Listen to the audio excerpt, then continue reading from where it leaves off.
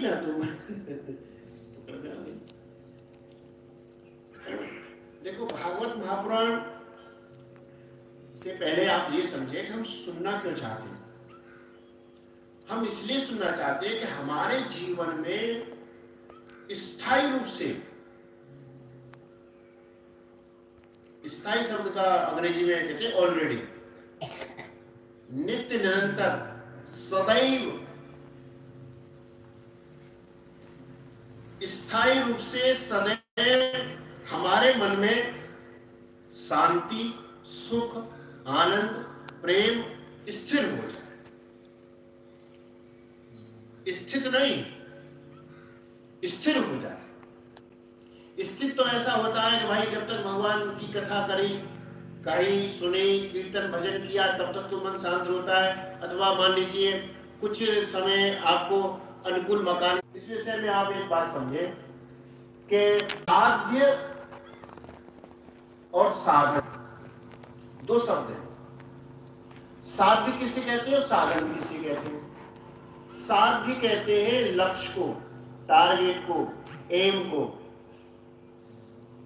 और जो साधन है, साधन कहते हैं उस लक्ष्य में प्राप्त करने के जो सुविधाजनक वस्तु व्यक्ति हैं उनको कहते हैं, जिसमें शरीर आ गया, मन आ गया, बुद्धि आ गई, रोटी कपड़ा मकान आदि आ गया, ये बन गया साधन।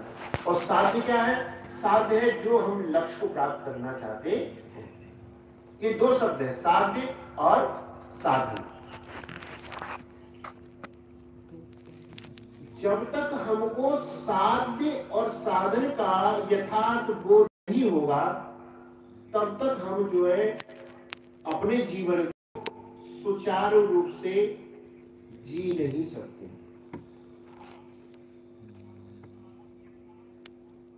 आप जैसे मान लीजिए आपको जाना नर्मदा जी, तो आपका लक्ष्य हो गया नर्मदा जी, यानी साध्य हो गया। और साधन है गाड़ी, जो भी व्यवस्था अपनी, 4 पैर की गाड़ी हो, 2 पैर की हो, पैदल हो या जिससे भी जाए। लेकिन हम जा कहां रहे? गाड़ी भी हमारे पास है, संसाधन भी हमारे पास है, सब कुछ है, लेकिन हम जा किधर रहे? जा रहे पचमढ़ी की तरफ। साधन तो हमारे पास है और लक्ष्य भी बना रखा है हमने। लक्ष्य क्या बना रखा है? पचमढ़ी, माने पचमढ़ी की तरफ जा रहे हैं, और साधन हमारे पास है।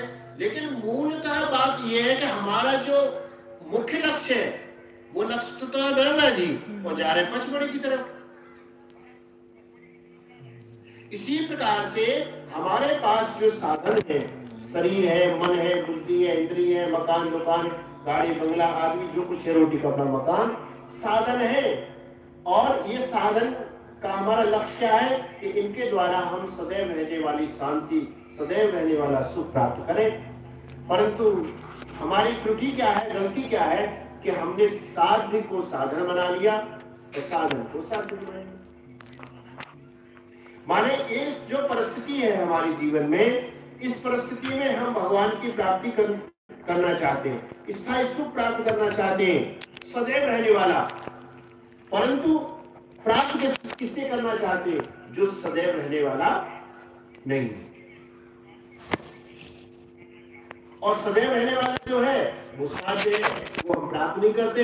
हमने उल्टा कर लिया, हमने जीवन का लक्ष्य बना लिया साधन को, रोटी कपड़ा मकान ही सुबह से लेकर शाम तक प्राप्त करने, जन्म से लेकर मृत्यु तक प्राप्त करने, और लक्ष्य ये बना लिया और साधन बना लिया साध्य को, भगवान को, धर्म के द्वारा, पाठ पूजा के द्वारा धन संपत्ति प्राप्त हो जाए, पाठ पूजा के द्वारा मकान दुकान बन जाए, पाठ पूजा धर्म कर्म के द्वारा हमारे घर में बेटा बेटी हो जाए। माने ये उल्टा करते हैं।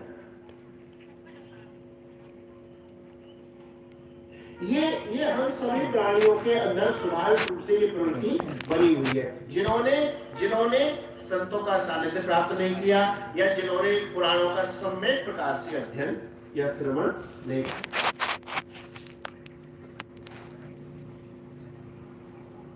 तो भागवत महापुराण क्या है? भागवत महापुराण में विशेष रूप से साध्य और साधन का तात्पर्य ही निश्चय किया गया। जैसे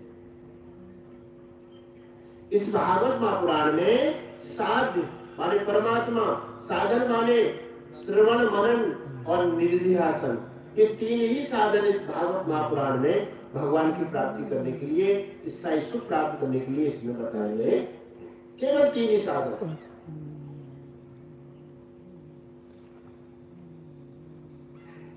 अन्य जो पुराण है उन अन्य सभी पुराणों में साधनों का निरूपण किया गया है, साध्य का किंचित माने अर्थ उसमें दिया गया, परंतु भागवत महापुराण में क्योंकि ये भागवत भगवान का ही रूप है, जब भगवान श्री हरि धराधाम का त्याग करके जाने वाले थे तो उस समय प्रवास क्षेत्र में, माने प्रवास क्षेत्र कहते हैं सोमनाथ में, गुजरात का पड़ता है समुद्र किनारे, वहां पर उद्धव जी वहां पहुंचे और उद्धव जी रोने लगे कि हे प्रभु आप चले जाओगे तो समाज में संसार के सभी प्राणियों जो कलयुग के द्वंद्वों से आखिरी युग से आक्रांत हो जाएंगे तो कैसे आपकी प्राप्ति कर पाएंगे, मोक्ष से वंचित हो जाएंगे, कलयुग में तो किसी को भगवान की प्राप्ति होगी नहीं। तो वहां पर भगवान श्री हरि ने कहा चिंता मत करो, मैं आपको भागवत महापुराण में प्रवेश कर रहा हूँ। तो श्रीमद् भागवतारणम, भगवान श्री हरि श्रीमद् भागवत महापुराण रूपी समुद्र में प्रवेश कर रहे हैं।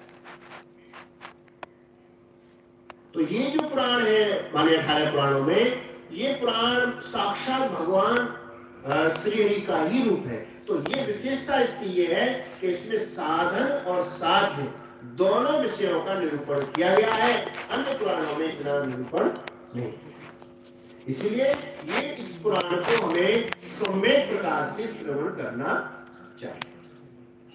और एक विशेषता और सुनो इस पुराण से, ये जो पुराण है, जैसे मान लीजिए आप अन्य पुराणों का माने श्रवण करेंगे तो उसमें दिन का आदि का उसमें कोई विधान नहीं है, वही इतने दिन में पुराण दिनानाम नेमो नास्ति सर्वदा श्रवणम फलम, सदैव ही श्रवण करते रहना चाहिए, ऐसा दिन का कोई विधान नहीं होता। परंतु भगवान के स्वरूप या अवतार भी बोला गया है भागवत महापुराण में। भगवान के अवतार जो सनकाद ऋषि हैं, इन सनकाद ऋषियों ने इस भागवत महापुराण को 7 दिन में इसको व्यवस्थित कर दिया। जैसे आप समझो कि घर में हम जो है हल्दी का सेवन तो रोज करते ही हैं भोजन में, और मान लीजिए पैर में चोट लग गई, हाथ में चोट लग गई, छिल गया, कुछ हो गया, तो उसमें हल्दी में थोड़ा तेल मिला के और उसको उसमें भाव में लगा दिया तो हल्दी रोग के निवारण के लिए काम आ जाती है। मान लीजिए आपको खांसी हो रही है, बहुत ज्यादा खांसी हो रही है, तो आप जो है 2 चुटकी हल्दी लो, पी जाओ, थोड़ा गुनगुना जल ले लो, अथवा माने वैसे फंकी डाल लो, अथवा माने दूध में डाल के पी जाओ, तो खांसी को दूर कर देगा। मान लीजिए आपके खून में मिला कोई गड़बड़ हो गई है, खून में कोई अशुद्धि है, तो हल्दी का सेवन ज्यादा करोगे आप शहद के मिला के, तो आपके अंदर की जो खून है वो साफ हो जाएगा। यद्यपि हल्दी का सेवन तो हम हमेशा करते ही हैं, हमेशा हल्दी का सेवन, लेकिन अगर हम उसे हल्दी को औषधि के रूप में प्रयोग करें तो औषधि के रूप में प्रयोग करने पर वह हल्दी विशेष रूप से फलदायी हो जाती है। इसी प्रकार से ये भागवत महापुराण जो है, इसका दिनानाम नेमो नास्ति, इसमें कोई दिन का कोई ऐसा प्रावधान नहीं है इतने दिन में हो, परंतु सनकाद ऋषियों ने इसको 7 दिन में, जैसे हल्दी को माने दूध के साथ ले लिया गर्म पानी से, ऐसे ही इसको व्यवस्थित कर दिया कि अगर भागवत महापुराण को नियमबद्ध नियम के अनुसार इसका व्यवस्थित तरीके से श्रवण करेंगे तो मनुष्य प्राणी 7 दिन में ही भगवत प्राप्ति कर सकते हैं। 7 दिन में ही वह ईश्वर का साक्षात्कार कर सकता है, 7 दिन में ही वह स्थायी का अर्थ होता है सदैव रहने वाली शांति को प्राप्त कर। 7 दिन में ही वह उसके अगर इसको श्रवण समय प्रकार से कर ले तो उसके जीवन में कभी भी राग द्वेष अवनिवेश काम क्रोध लोभ मोह अहंकार आदि का उसके शरीर में मन में कभी आगे माने प्रभाव ही नहीं हो। अगर 7 दिन में इसको व्यवस्थित तरीके से श्रवण करें। अब मन में विचार आता है भाई स्वामी जी चलो हम तो भाई जो भगवान की प्राप्ति करना चाहते हैं सुख प्राप्त करना चाहते हैं वो तो ठीक है, लेकिन हमारे तो शरीर में रोग इतना बड़ा है। जब रोग ही शरीर में इतना है तो क्या करें? कथा ही नहीं सुन सकते 7 दिन। या मान लीजिए हमारी आयु कम है, माने 7 दिन है ही नहीं, या मान लीजिए हमारे शरीर हमारे पास में धन का अभाव है, अन्य प्रकार की जो समस्या है तो देखो इसमें बताया श्रीमद् भागवत शास्त्रम आयु आरोग्य पुष्टि वर्धन। ये भागवत महापुराण ऐसा पुराण है आयु आरोग्य पुष्टि वर्धन, ये आरोग्यता को प्रदान करता है। यदि आपके शरीर में को विशेष बीमारी है तो चलो भाई आप भगवान की प्राप्ति करने के लिए नहीं सुने, चलो उसी के निमित्त अगर आप श्रवण करेंगे तो आपके रोगों का नाश हो जाएगा। आयु आपकी आयु बढ़ेगी, आरोग्य रोगों का विनाश हो, पुष्टि वर्धन मन बुद्धि इंद्रिय शरीर प्रबल बनेगा। और लाभ सुनो, मान लीजिए भागवत महापुराण बोले हमको तो भाई धन की व्यवस्था भी करता है भागवत। यदि आप 7 दिन तक धन के निमित्त भी यदि भागवत का श्रवण करेंगे तो आपको धन की भी प्राप्ति होगी। मान लीजिए आपके शरीर जीवन में कोई कष्ट परेशानी है, जैसे कोई आदि व्याधि भूत प्रेत आदि होता है, श्रीमद् भागवती वार्ता प्रेत पीड़ा विनाशिनी।